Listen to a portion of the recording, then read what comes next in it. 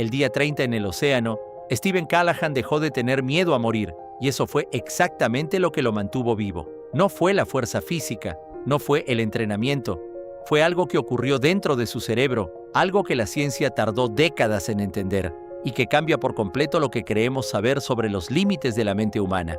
Piensa en la última vez que tuviste un día muy malo. Quizás fue estrés en el trabajo, o una discusión que no pudiste soltar, o simplemente esa sensación de que todo va mal a la vez. Ahora imagina que ese todo va mal es literalmente el océano Atlántico. Imagina que tu casa mide 1,5 metros, que tu comida son peces crudos, que llevas semanas sin ver otro ser humano, que tu cuerpo se está pudriendo lentamente por la sal y el sol. ¿Cuánto aguantaría tu mente antes de romperse? Esa es la pregunta que Steven Callahan respondió sin quererlo. Y la respuesta no es lo que nadie esperaba. Era el 29 de enero de 1982. Steven Callahan tenía 29 años y cruzaba el Atlántico en solitario. Su barco se llamaba Napoleon Solo. Era un velero de 9 metros que él mismo había diseñado y construido. Partió de las Islas Canarias con rumbo al Caribe. Llevaba comida para semanas. Tenía experiencia, tenía equipo, tenía todo lo que un marinero necesita. A las 11 de la noche, algo golpeó el casco. Nadie sabe exactamente qué fue. Probablemente una ballena, quizás un objeto semisumergido. Lo que sí se sabe es que en segundos el agua empezó a entrar, y en minutos el barco empezó a hundirse. Callahan salió al agua oscura con lo que pudo agarrar en ese momento. Una balsa inflable de supervivencia, algunos suministros, 3 kilos de comida, 8 litros de agua, 8 litros. Para que tengas una referencia, un ser humano adulto necesita al menos 2 litros de agua al día para sobrevivir. Tenía agua para 4 días. Y el punto de tierra más cercano estaba a más de 2,000 kilómetros. Pero lo que nadie esperaba es que ese no iba a ser su problema más difícil. Los primeros días en el océano funcionan así. El cerebro entra en lo que los psicólogos llaman modo de crisis aguda. La adrenalina sube, el pensamiento se vuelve mecánico, casi robótico. No sientes dolor, no sientes miedo real, solo actúas. Es el mismo mecanismo que hace que una madre levante un coche para salvar a su hijo. El cerebro desconecta lo no esencial y destina toda la energía a una sola cosa: sobrevivir. Callahan lo describió en su diario exactamente así. Las primeras 48 horas, dijo, fueron casi eficientes. Se organizó, racionó el agua, aprendió a usar el destilador solar que llevaba en la balsa, un pequeño dispositivo que convierte el agua del mar en agua potable mediante evaporación. Empezó a pescar con un arpón improvisado. Estaba funcionando, pero entonces llegó el día 5 y el cerebro hizo algo completamente distinto. El modo de crisis aguda se agota, la adrenalina desaparece y lo que queda es la realidad pura. Estás solo en el medio del océano. No sabes si alguien te busca, no sabes si vas a vivir, y en ese momento la mente toma una decisión que tú no controlas, o se rompe, o muta. Pero lo que nadie esperaba es que en el caso de Callahan, lo que ocurrió fue algo que los psiquiatras no habían documentado antes de esa forma. Callahan empezó a hablar con una segunda versión de sí mismo, no de forma metafórica. Literalmente escuchaba una voz interior que le daba instrucciones, que le regañaba cuando estaba a punto de rendirse, que le celebraba cuando conseguía un pez. Los psicólogos tienen un nombre para esto: disociación adaptativa. Es un mecanismo que el cerebro activa bajo estrés extremo y prolongado. En condiciones normales lo consideraríamos una señal de alarma, pero en condiciones de supervivencia cumple una función exacta. Te permite tener un observador interno que no está contaminado por el pánico. Es como si una parte de tu cerebro dijera: yo me encargo del miedo, y tú encárgate de sobrevivir. Callahan le dio un nombre a esa voz. La llamaba el otro Steve.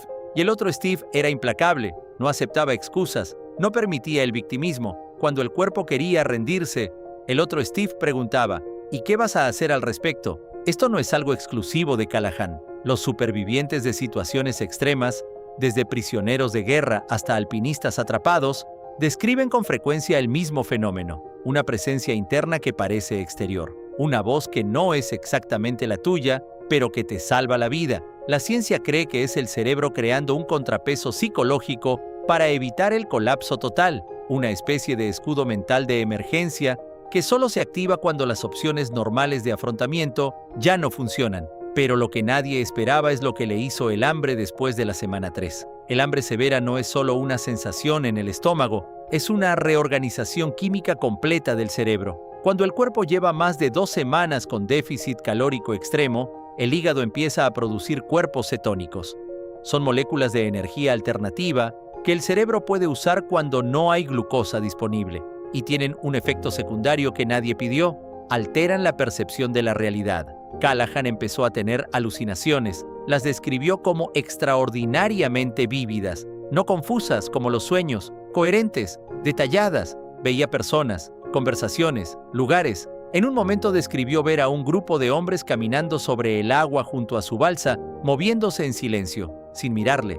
Desde fuera, esto suena aterrador, pero Callahan escribió que las alucinaciones no le asustaban. Al contrario, le hacían compañía. El cuerpo de Callahan también estaba cambiando. Perdió casi 18 kilogramos en 76 días. Su piel desarrolló llagas abiertas por el contacto constante con la sal. Tuvo infecciones. Su visión se deterioró. Los músculos de sus piernas se atrofiaron tanto que cuando finalmente lo rescataron no podía caminar, pero su mente seguía ahí.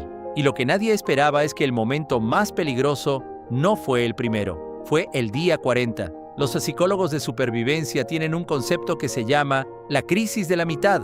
Ocurre en expediciones largas, en prisioneros de guerra, en personas gravemente enfermas. Alrededor del punto medio de una situación extrema, el cerebro hace un cálculo, y ese cálculo es devastador. Ha llegado hasta aquí. Eso tiene un coste enorme, y no sabe si lo que queda merece ese coste. Es el momento en el que más personas se rinden. No al principio, cuando el peligro es nuevo. No al final, cuando la salvación está cerca, sino en el medio exacto, cuando el camino recorrido pesa tanto como el que falta.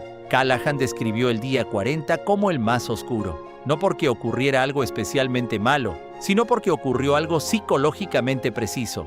Dejó de creer que lo iban a rescatar, no de forma dramática. Fue una conclusión tranquila, casi serena. Nadie viene, no hay barcos, no hay aviones, estoy solo. Y entonces hizo algo que parece una contradicción. Aceptó que iba a morir y empezó a vivir con una intensidad que nunca había experimentado antes. Esto tiene un nombre en psicología. Se llama paradoja de la rendición. Cuando una persona acepta genuinamente el peor resultado posible, desaparece el miedo a ese resultado. Y sin ese miedo, el cerebro libera una cantidad brutal de recursos cognitivos que antes gastaba en la ansiedad anticipatoria.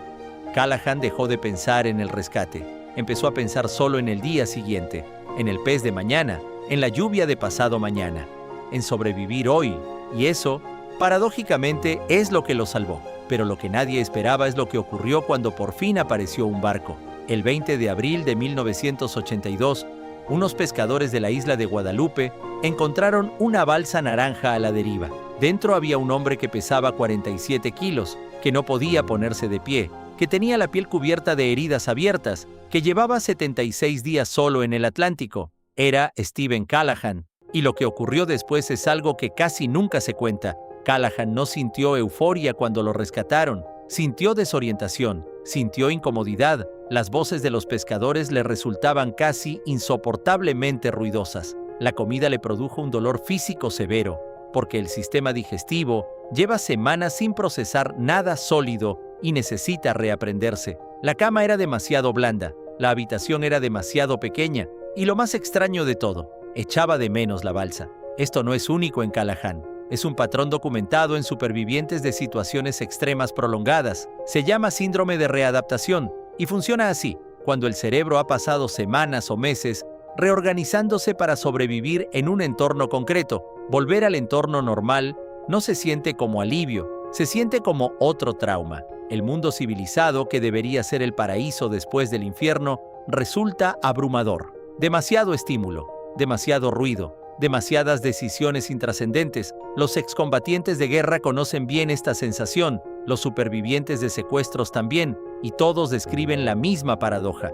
Hay una parte de ti que quiere volver, no al sufrimiento, sino a la claridad, porque en el océano, dijo Callahan, todo era simple: o pescas o mueres, o recoges agua de lluvia o mueres. No hay reuniones sin sentido, no hay decisiones absurdas, no hay ruido de fondo, hay solo la vida, en su forma más pura y más brutal. Pero lo que nadie esperaba es que Callahan dijera algo que cambiaría completamente ¿Cómo entendemos la experiencia humana? Años después del rescate, Stephen Callahan escribió un libro. Se titula Adrift, que en español significa a la deriva, y en ese libro escribió una frase que los psicólogos llevan décadas citando. Dijo que los 76 días en el Atlántico fueron los más vívidos de su vida, no los más difíciles, aunque lo fueron, no los más dolorosos, aunque también, los más vívidos, los que más recuerda, los que más significaron. ¿Por qué? La ciencia tiene una respuesta. Se llama efecto de reminiscencia por pico de intensidad.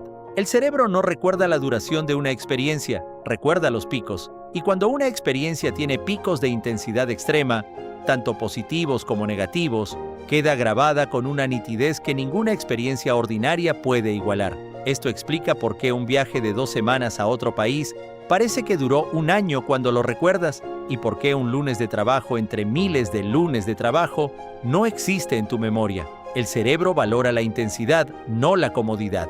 Y hay un dato más que Callahan mencionó, que es el más perturbador de todo esto. Dijo que en el océano nunca estuvo tan presente en su propia vida como en esos 76 días. Nunca pensó en el pasado, nunca pensó en el futuro. Solo existía el ahora, el pez, el agua, el sol, el viento y esa forma de existir que nosotros solo conseguimos en meditación profunda si tenemos suerte. Él la vivió involuntariamente durante más de 2 meses. El cerebro humano, sometido a lo imposible, encontró algo que nosotros buscamos en libros de autoayuda. Eso es lo que el hambre y el océano le hicieron a su mente. Stephen Callahan sobrevivió porque su cerebro era más adaptable de lo que él o nadie creía posible, no porque fuera más fuerte, sino porque se rindió de la manera correcta, en el momento correcto, y eso liberó algo que el miedo había bloqueado. Y eso me hace pensar en una pregunta que te dejo para los comentarios.